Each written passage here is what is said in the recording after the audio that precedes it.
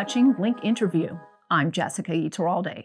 In this episode, featuring Dr. Dennis Hoover, we'll look at the speech he gave last year at a conference titled From Religious Freedom to Religious Responsibility in Doha, Qatar. Hoover's speech, labeled A Grand Bargain for a Good Society, a case study of the religious freedom and religious responsibility of the Mennonites, examines the balance between religious freedom and responsibility. Hoover uses global data sets to show the detrimental effects of religious repression and conflict, while also highlighting positive cases, such as conservative Mennonite and Amish communities in the U.S. According to Hoover's research, these groups benefit from high religious freedom.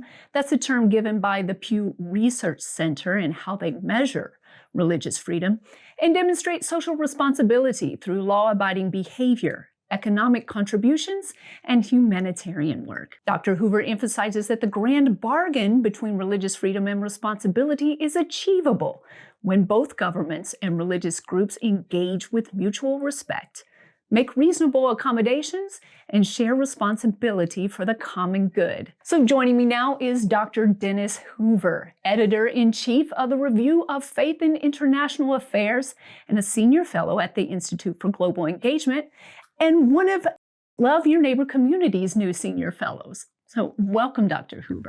Thank you. Early last year, you gave a talk in Doha, Qatar on a grand bargain for a good society. And today, I would like to ask a few questions related to that speech.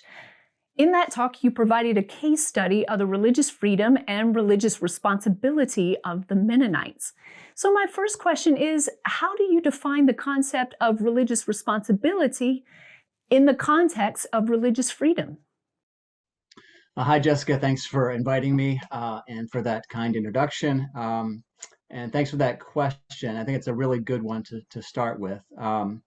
So first, I think it's really important to state clearly that religious freedom is a fundamental human right. It's very well established in international human rights law, international human rights declarations like the Universal Declaration of Human Rights from 1948, and in human rights treaties like the International Covenant on Civil and Political Rights.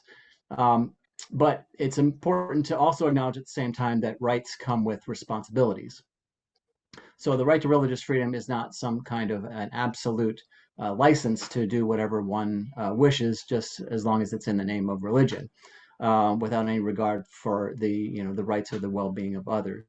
It's not a get out of jail free card, right? So as I define it, the concept of religious responsibility goes deeper and broader than just merely obeying the law, though. It encompasses questions of moral obligations to the common good, to the golden rule, to loving one's neighbor as oneself. So the moral question that I think all religions need to ask themselves is, if the government does in fact grant religious freedom, as it should, what are we going to use our religious freedom for? Are we going to use it just for our own internal benefit or religious groups' interests?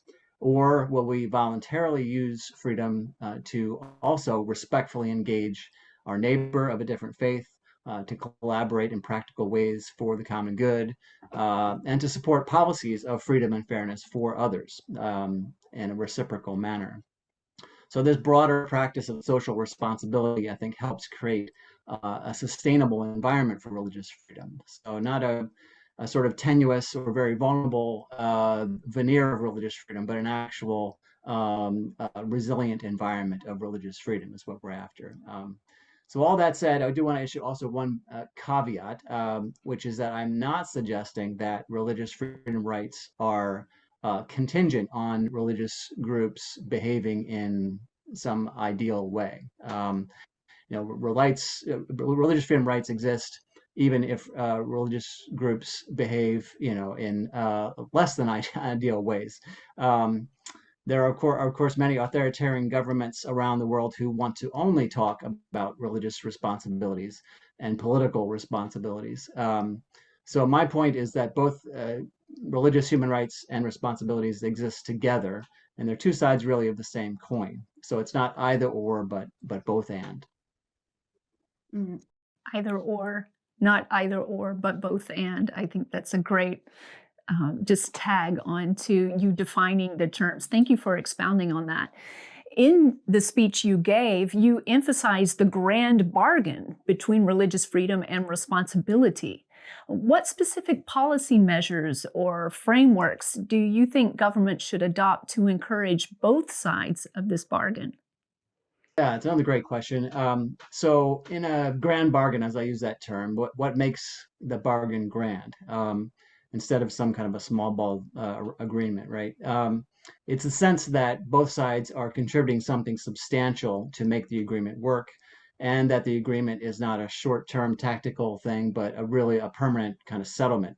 The analogy I draw is the contrast between a temporary ceasefire in a conflict as contrasted with a broader peace treaty and a whole plan for reconciliation and reconstruction. So in the context of religion, a grand bargain is where the state and religious groups both essentially have to give something to make the relationship healthy over the long term. Uh, on the one hand, religions need to commit to good citizenship, to neighborly virtues, to, again, voluntarily using their freedoms in socially responsible ways. And for their part in the grand bargain, governments need to respect and protect all the proper freedoms that individuals and organizations have in respect to religion, and to also treat all religious groups and worldview communities, which would include secular groups, fairly and equally. So it means not discriminating against minorities, which is the most common problem. And also, flip side of that coin, not unfairly privileging the majority group, also very common. So your question, to circle back, was focused especially on what governments can do to encourage both sides of the bargain. And that's a complicated thing. There are lots of ways you could encourage that, and from the top down and the bottom up, in collaboration. I'll mention four particular ideas. First, if the state sincerely and consistently protects religious freedom for all, and treats all in a fair and even-handed way, that by itself, I think, promotes responsible behavior by religious groups. It does so because groups over time learn to appreciate their government. They learn to trust their government, and so these feelings of appreciation and trust translate into groups feeling more free and motivated to live out the best of their faith, to be more generous in how they interact with their neighbors, and and to engage in acts of kindness and service, in confidence that their standing in society is secure. So that's one dimension, a kind of baseline condition that a government can control. It can control what it does with religious freedom over time. Second, governments should, I think, show flexibility and creativity when they're faced with religious groups that have demands for exemptions or special accommodations for their religious practices. Sometimes governments don't want to make exceptions for groups because it can get politically complicated. But I think more often the case, if denying such accommodations and exemptions just pointlessly exacerbates grievances on the part of religious minorities. Usually the exemptions are pretty low cost from the government's standpoint, and so I think that's something governments can do that over time builds this positive trusting environment. A third idea, I think, especially in modern welfare states, the state is really involved in funding an awful lot of things in civil society. So there's not a clear binary between the state is over here and civil society is over there. There's a lot of overlap, and especially through funding mechanisms. A couple main examples that often involve religious groups are religious schools and religious social service agencies. So when governments set up subsidy schemes for schools or social service agencies, they can set them up in a pluralistic basis, so that the rules for eligibility and so forth for those kinds of programs are fair towards all religious groups, and as between religious groups and secular groups. So that's something also that's within government's reach, and there are positive models of this around the world. So one more idea. Fourth, governments can encourage cross-cultural religious literacy through education systems. At the primary, secondary, and in university levels, the government can encourage curricular development enhancements in teaching about multiple faith traditions. You have to be careful here because government shouldn't promote religious literacy that is biased in favor just of the majority faith. But if it is genuinely promoting a multi-faith religious literacy, that can really help build up over time a population that is mutually respectful in civil society. Okay, so there you have it, 4 things from Dr. Hoover that the government can do. They can provide freedoms, religious freedom. The government can grant religious exemptions and exceptions that are reasonable, pluralistic funding, as well as multi-faith, cross-cultural religious literacy education. Dr. Hoover, your case study that you included of the Mennonite and Amish communities is quite compelling. You mentioned in one of your conversations that there are some positive cases that exist in reality, which has allowed the conservative Mennonite and Amish communities to maintain a distinct balance between practicing their faith and contributing positively to society. Actually, I really appreciate that you gave 6 examples of unpopular requests made by the conservative Mennonite and Amish communities, as well as balancing that with 6 ways that these conservative Mennonite and Amish communities have contributed, and maybe in a spirit of reciprocity. May you elaborate on one of these cases?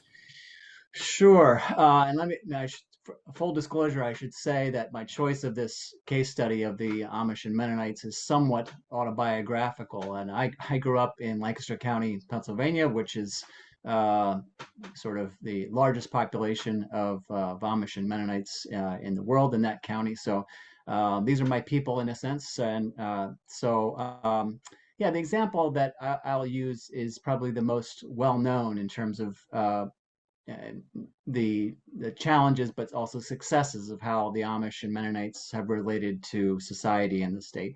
And that's to do with the military draft, conscription for service in the armed forces in a time of war. The Amish and Mennonites, like the Quakers, are part of the peace church tradition, meaning they're strict pacifists, right? So their interpretation of Christian scriptures and the message and example of Jesus leads them to conclude that taking up arms is just morally forbidden under any circumstances, even war. So, in the occasion of a military draft, which thankfully has been rare in the U.S., but has happened and may happen again, members of the peace church traditions request to be exempted from military service on religious grounds. So this presents the state, whether it's the United States or someplace else, with an interesting question. Are they going to grant an exemption that may seem, that's a pretty big ask to be exempted when others are being drafted, right? Or do they try to just simply force compliance with the draft? And it's important to note that most Mennonites and Amish are so committed to this principle that they would go to jail before complying with such an order. So the choice really is, do you grant the exemption or round these people up and put them in jail? So when in the U.S. experience, exemptions have actually usually been granted. But what's interesting is that they've been granted in a grand bargain kind of way, in which the conscience claims of pacifists are respected, but at the same time they contribute positively to society in other ways. And the sort of high water mark for this kind of grand bargain arrangement was World War II, when a great many Mennonites and Amish and other Peace Church members participated in what were called alternative service programs, organized collaboratively with the government. For example, Mennonites worked with the U.S. government in a whole range of civilian public service projects, and also did a lot in various medical service divisions, especially in mental health. So this is, I think, sort of a shining example of how a group can make a difficult or even unpopular demand on society on basis of grounds, but it can still there can still be a outcome for everybody if you just find creative solutions like that. Oh, that's great. Thank you for sharing that. Also, in your speech, you highlighted that mutual respect and compromise are crucial for the grand bargain to work. What lessons can mainstream society learn from the way Mennonites and Amish handle their relationship with both their faith and government? Yeah, for me, I think the main lesson for mainstream society would be to think twice before assuming that religious radicals are necessarily a problem for social flourishing and stability. Sometimes religious communities can deviate quite radically from mainstream beliefs, practices, norms. Their theology can sometimes be very exclusivist in terms of holding doctrines that are very very strict, or they were absolute truth claims. But at the same time, not every time, but often, those same groups can be perfectly peaceful and productive members of a pluralistic society. Um, so I think the Mennonites and Amish are a very clear example of this possibility. So they're pacifists when it comes to military service, which I just described. But some of the other things that they sort of deviate from the mainstream on include in their internal family and church decision making, they're still pretty patriarchal. They reject many aspects of modern education, often pulling their kids out of school after the eighth grade. They live in sectarian enclaves. They're not completely separated from the rest of society, but there's a pretty clear distinction that they live in a subculture of their own creation. They use harsh social pressures to discourage people from leaving the church. Um, and most famously, they reject modern materialism and modern conveniences. So they dress in very distinctively plain, simple clothing, and refuse even automobiles. Their transportation is horse and buggies. Um, so those are not characteristics of a mainstream religious group, right? They're radicals in that sense. I can't tell you how many conferences I've been to that are about interfaith tolerance or religious freedom, and somebody will say that what we really need is for religious groups to be moderate. And in a certain sense, that's true. We want political moderation, but often that is overinterpreted to mean that we need every single group to be moderate and mainstream in their religious beliefs, their moral practices, and so forth. And that's not the actual world we're living in. Religious groups are very diverse. Some of them have unconventional beliefs, and that's not necessarily a problem for society. And the Amish and Mennonites certainly demonstrate how you can hold to your distinctive beliefs, even if the rest of society thinks they're odd. But they're very well respected and well integrated. They're not assimilated, but they're very well integrated into my home state of Pennsylvania and to broader American society.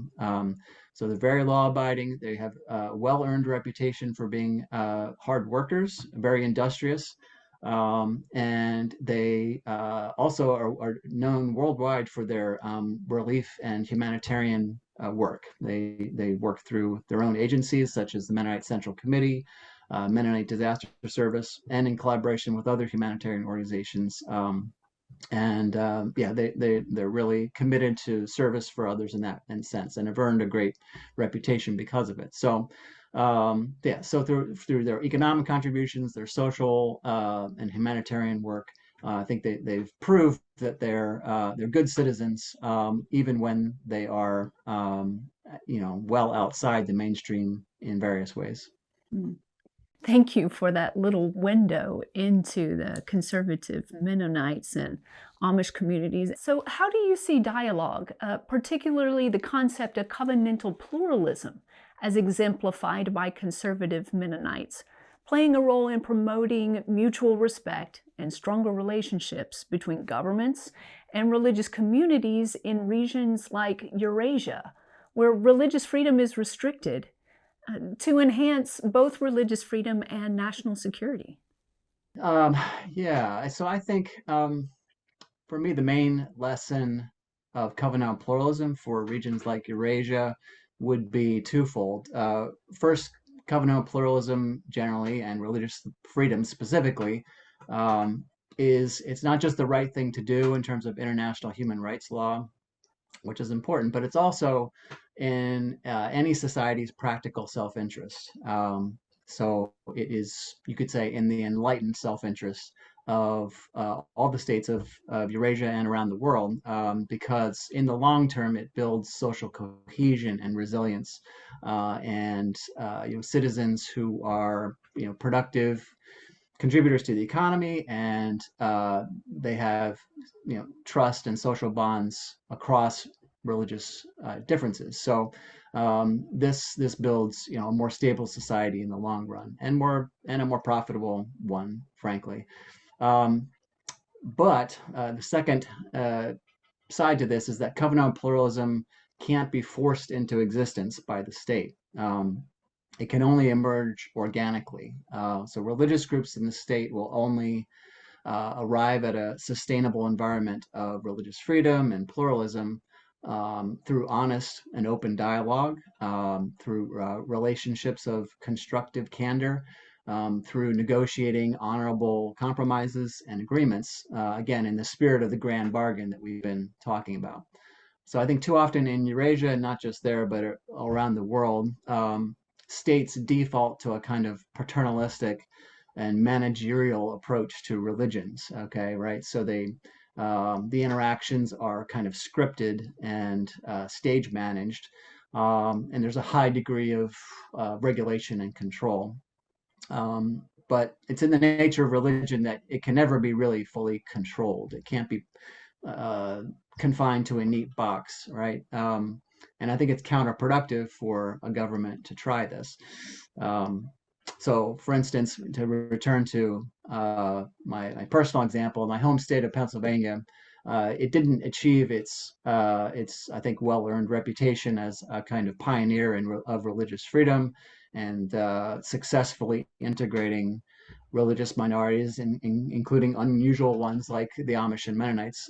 It didn't do that through the state dictating that it's going to happen. It evolved organically over a very long time, as the government, again going all the way back to colonial days. William Penn, the founder of Pennsylvania, was himself a Quaker, and so he was personally very committed to freedom of conscience because of his own experience. So from the beginning, there was a commitment to freedom of conscience in Pennsylvania, and a long process of learning how to relate well with religious minorities who flocked to Pennsylvania for that very reason. So, yeah, that's an example of how I think it has to work with covenantal pluralism. It can't be sort of dictated from the top down, although the top down is important. It's a process of top down and bottom up working together over time that really produces the result. Covenantal pluralism must be brought about organically. What a great takeaway from what you had to say. Thank you, Dr. Hoover. So I have a bonus question for you. Given the growing global data on religious restrictions and hostilities, what are the most significant trends you've observed, and how do you think they will shape the future for religious freedom? Mm. Yes, there are great global data sets available, which didn't used to be the case a couple decades ago. So we're in a good place in terms of tracking, being able to track what's happening. The Pew Research Center and also the Religion and State Project have excellent metrics and indicators. But the bad news is that broadly speaking, the trend lines have been in the wrong direction. So greater restrictions, more discrimination is showing up in various regions of the world. And this is despite the proliferation of many religious freedom advocacy groups and governments establishing religious freedom envoys. So efforts are being made, but trends are troubling. And in my mind, the biggest force that is driving the negative trends is a resurgence in religious nationalism. And not just in states that are obviously theocratic like Iran, although that's obviously a big problem, but also other governments that are ostensibly secular. Over time, I think we've seen a trend towards those governments, especially the authoritarian leaning ones, cozying up to religion. And what they're trying to do is to gain more legitimacy for themselves in the process. So they're co-opting religion in a pretty politically cynical way often. So this is part of a problem in a sort of obvious sense, in that they're showing favoritism to one group that's discriminating against others. But it's also, and this is an underestimated dimension of the problem, government favoritism over time towards the majority faith can contribute to security problems. So favoritism contributes to some members of the majority faith becoming radicalized and possibly even violent. And sometimes that violence is directed at religious minorities because they feel the minorities don't belong. But sometimes they actually direct the violence at the state itself, even though the state is already favoring the majority faith. And the reason for that is a state can never be religious enough. There's always radicals who are more radical than the state is willing to be. And so they will agitate from the extremes for the state to become more pure religiously. And when the state, fails to do that, then those radicals will sometimes turn against the state. In academic literature, this is referred to as a religious outbidding.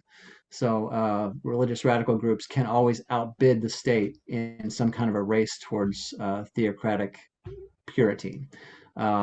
So the favoritism is a real problem over time. It breeds feelings of entitlement amongst certain members of the majority.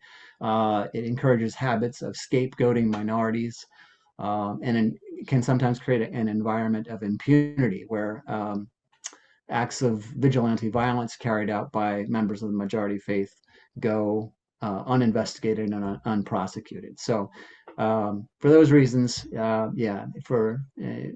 in terms of the top of mind things I'm worried about in terms of the trends, I think it's really this religious nationalism and this political manipulation of religion that is the most worrisome. A warning against religious nationalism, as well as just thinking of the ripple effects of religious favoritism. Thank you. So we're wrapping up this interview, and I would like to wrap it up by asking you if there was a question that you would hope that I would ask, or something that you wanted to express that you haven't got to yet. The only thing I would add is, circling back to our concept of the grand bargain. I think the ethical core of a grand bargain is right there in LYNC's name. So love your neighbor community. Obviously, great religious diversity and difference. And sometimes this is a difficulty between the different major world religions, but as often, or even more often, the difficulties lie within a religious tradition. Difference between theological liberals and theological fundamentalists and so on. I think the real key for how we handle any of this is the golden rule. It's loving our neighbor as we would, and treating our neighbor as we would wish we were treated. And so, I just really appreciate what LYNC is doing and the way it articulates why it's doing it. And so I want to commend you for what you're doing, and I'm grateful to play a small part in it. Thank you. And I know I'm speaking for LYNC just as a representative today and interviewing you, but we're so glad to have you on board and privileged to have you as a senior fellow. And that concludes our dialogue for today.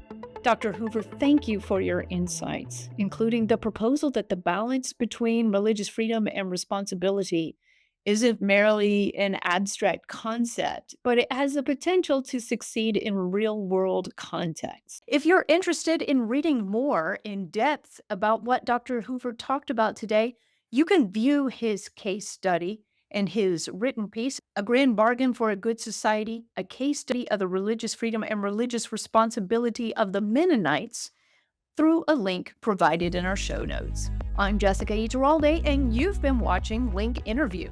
For more information on religious freedom building, including reports, stories, and case studies, visit lyncommunity.org.